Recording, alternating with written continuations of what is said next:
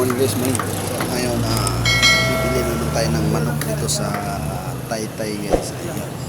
So 160 lang siyang kilo kaya bibili ako na halagang 300. Naku, marami na. Dalawang na rin namin. Ayan.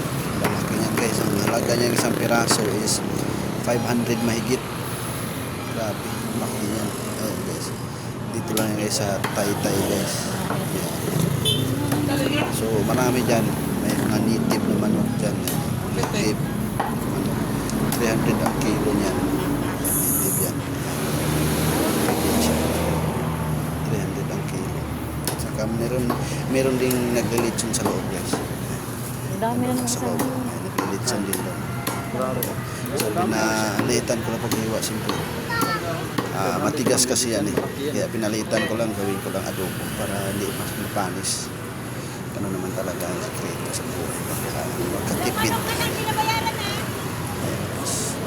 Puyat pa yan ang pinag-joke. So, medyo maulan-ulan konti din. Ayun, ang ganda ng takbon pa lang. Simple lang.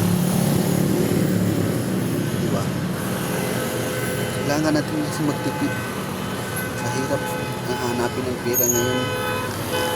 Sa mga Chelsea pa ako dyan.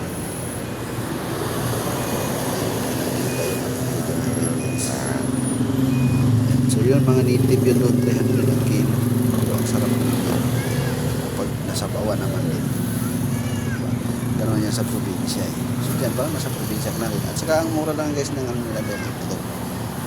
180 lang isang tray. So yun, makakatipid ka. So alam ko ngayon kasi sa amin kasi 200 kasi mahigit eh. 200 mahigit yung isang tray sa amin. Ayan guys, dyan ako bumibili guys, minsan dyan ako bumibili.